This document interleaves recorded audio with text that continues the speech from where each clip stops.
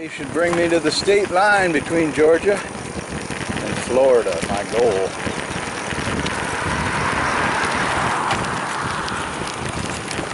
That'll be good.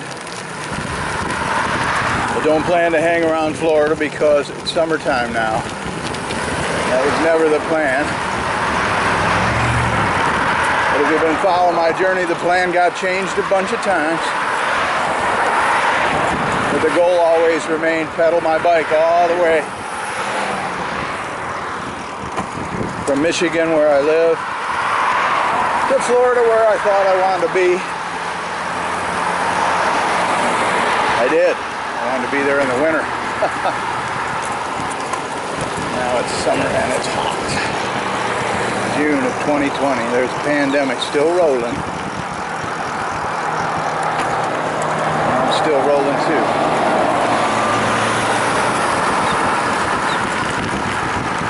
So life is good.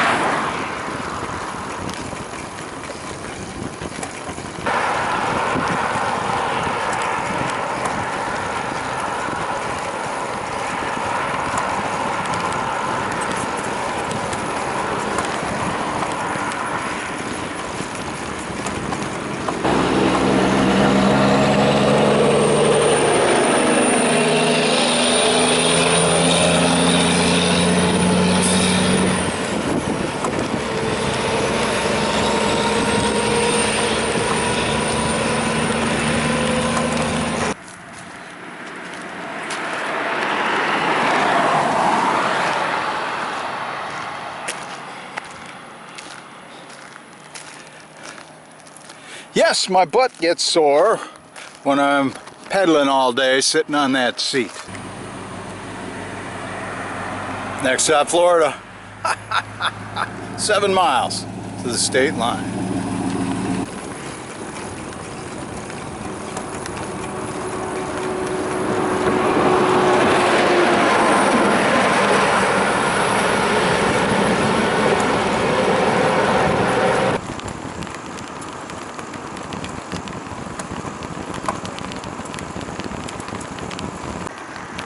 See that up ahead, that blue bridge? That's over the St. Mary's River.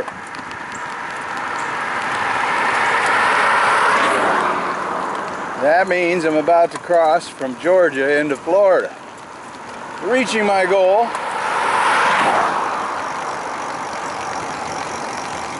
of pedaling and stealth camping all the way from my home state of Michigan to Florida. Saturday morning at about 8 a.m. maybe earlier. They have an agricultural inspection because it's crossing the state lines. There's a pandemic. I don't know what they're going to say to me. If I have to put a mask on, I will.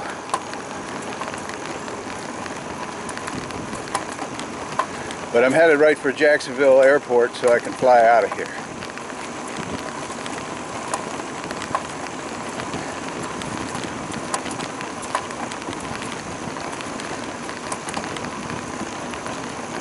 I'm feeling really good. I'm feeling really good that the challenge is met and the struggle is over. It's because of the heat. I didn't mind all the strength it took to push up mountains, or live through the snow and ice. It was the heat that got me.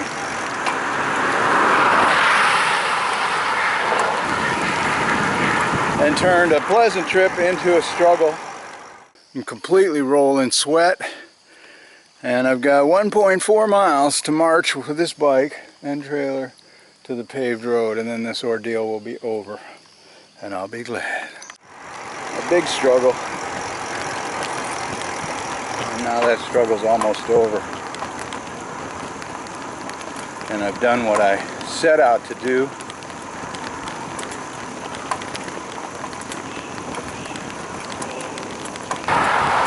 This trip was far tougher than my trip across the Upper Peninsula of Michigan and back, or even my first long trip, which was from Delaware to Michigan.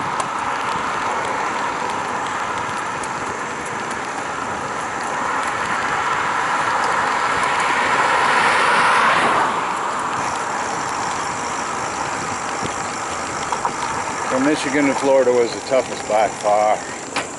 By far. Because of the dangerous roads, because of the heat, because of the pandemic making every move harder. But the invention of the beer cave was a very pleasant addition to the moves I could make to get back to coolness quickly. Here we go. Da da da!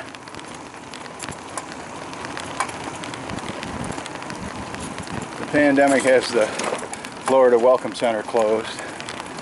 It's alright.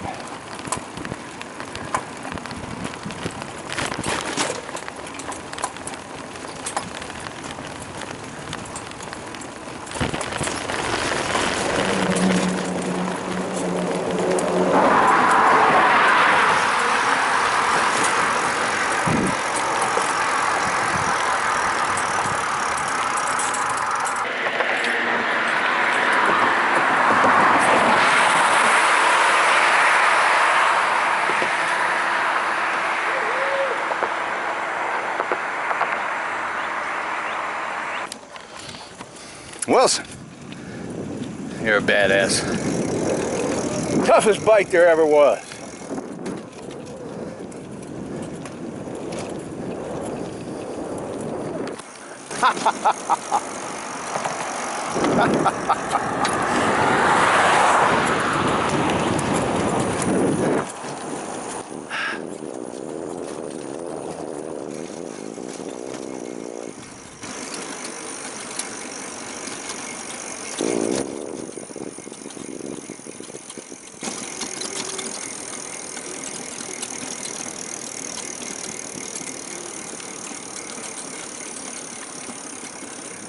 Made it.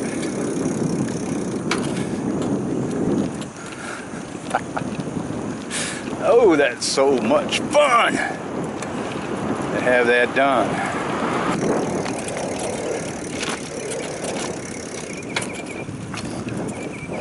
I have entered Florida and finished my challenge. I am glad.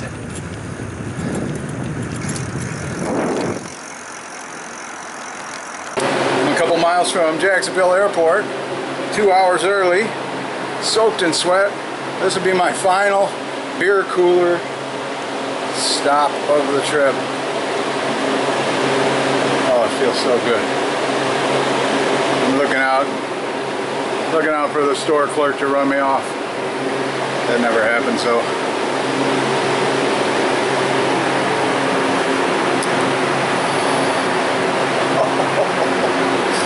This feels so good. It's overcast out there, thankfully. I'm not getting scorched, but I am getting steam bathed. I have a clean shirt that I'm going to put on before I get on the plane.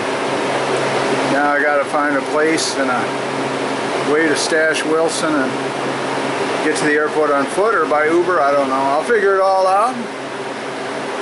Well, sure enough, the lady came and ran me off. Do not use the camera.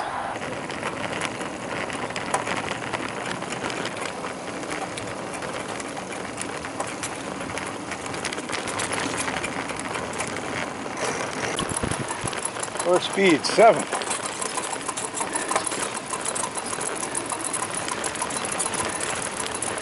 You can see I beat the crowd.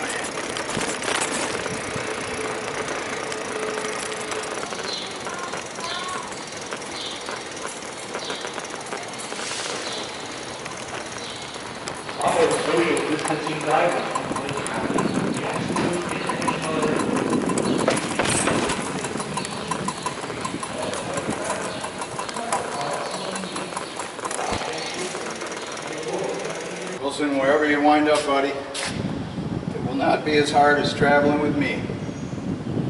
Thanks for your wonderful service. Love you, man. You're the best.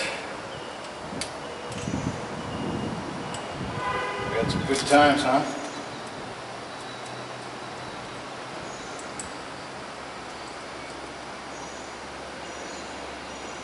Toughest bike I ever owned. Send them out. I know you're not that way. I know you'll land on your feet, my friend. Love you, Wilson. That got me on camera, I'm sure. This is totally illegal. But they don't have any bike parking. It's very discriminatory.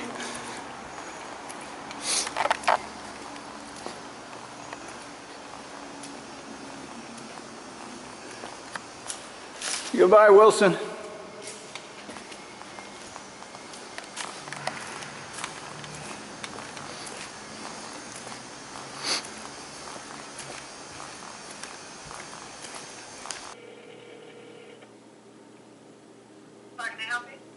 Yeah, I was trying to get some questions asked about your parking facility there at Jacksonville Airport. Okay. Great. I was flying home from Jacksonville after a long bicycle trip, and I didn't know what to do with my bike, so I just parked it in your garage. Okay. And I assumed you've towed it by now, or security took. I don't know. I wanted to just give it. Pardon? Where? Where? Like a bicycle or a ride bike? A riding bike with a red trailer attached to it. I parked it. How long you been gone? 3 weeks. Okay. So I parked it near your electric parking places for electric cars. Oh. I'm pretty sure it's still be there because they don't tow no cars unless so 45 days. Wow! So it's still there? Yes. Yes, service here. Yes, sir. All right. Well, that's good to know. All right. So is there a parking fee accruing for my bicycle? It may not be. I'm not sure. All right, good. Well, don't tell anybody, and then that would be I best. sure won't. That's how we gonna leave it. So, you blessed. We're gonna have it just like that. All right. Also, do you know anyone that might want a bicycle and trailer? Because I want to give it away. I don't know. But offhand, but I'm sure someone right now for the thanks them. All right. Well, Okay. very good. Thank you very much. You're welcome. Be blessed. You too. Bye-bye. Bye-bye. Did you get that? It's Wilson and the trailer are still there. So, I guess that's the finish to the story. You go to Jacksonville Airport and go to their parking facility. I guess you grab a ticket. You go in there, you drive around, you look for Wilson and the trailer, and then you put it in your truck or your car if you can fit it. And it's yours. And that would be really cool if somebody did that. Let us know if you do. 45 days is how long before they tow anything. So that is really cool. And you're welcome to Wilson and the trailer and the other gear I left there.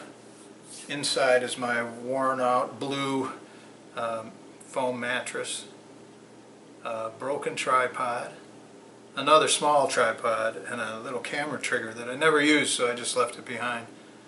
And that's it. The reason that I left Wilson behind was I put him through such hell. And also the gear shift lever, which is, it was just worn out. And the guy that worked on the bike, the mechanic, during the trip said As soon as that thing goes, and it's about to go any minute, when it does, you won't be able to shift, and you won't be able to get a replacement part or fix this one, because Schwinn doesn't make those replacement parts anymore. So it just makes more sense to get another bike. That's why I left Wilson, and now it's good to hear that Jacksonville wants me to be blessed. You heard the lady. And so maybe she'll find a home for Wilson in the trailer, or maybe one of you would want to go by Jacksonville's airport and find Wilson and take him with you. And if so, good on you. That's good. I know you won't put him through what I put him through. Thanks for watching. Share this. I'm glad to be home. I'm happy to have so many people interested in the story. And it was a tough trip. Even though it was fun, it was super dangerous on those roads. And it was super cold in the first half, and it was super hot in the second. And I would not recommend it for anybody. I would not say, hey, just ride your bike down to Florida. No, there's not a continuous bike path. There's not continuous safe roads. I know there's a way to use Google Maps to get a read on what's coming up in way of traffic and bike lanes and no shoulder. And I mean, I got waylaid many times. It'd start out with a beautiful bike path, and then all of a sudden I'm on a bridge with 70-mile-an-hour traffic going 80 right inches beside me. So I made it through that trip, but I'm not going to do anything like that again. My previous experience with paddling across the Upper Peninsula and back was so beautiful because so much wilderness, so little traffic. At that level of winter, they have to have places to plow the snow off the road, and they've got to be wide. So it's like a 4-lane road with just 2 lanes with a car every now and then. But those shoulders are wide, and they're perfect for bike riding. Nothing like what I encountered on the way to Florida. So I lived through it, but I would never do that again. And I don't know if I'd even make a trip across such a busy landscape. I mean, I can imagine heading from the Upper Peninsula all the way across the northern states in the summertime, not in the wintertime, and then doing a similar thing across the bottom of the USA in the wintertime. But I just got the trip all backwards weather-wise. I should, and I had hoped when I left out of Michigan in October, late October, early November, that I would catch fall all the way south. And I caught winter the second, third day. I just got hammered with 4 inches of slushy snow and howling, freezing winds, 20 degrees at night, slushy in the, the tapes are all there if you want to review. So when I thought I was going to be having some good, beautiful, golden weather, I didn't get it.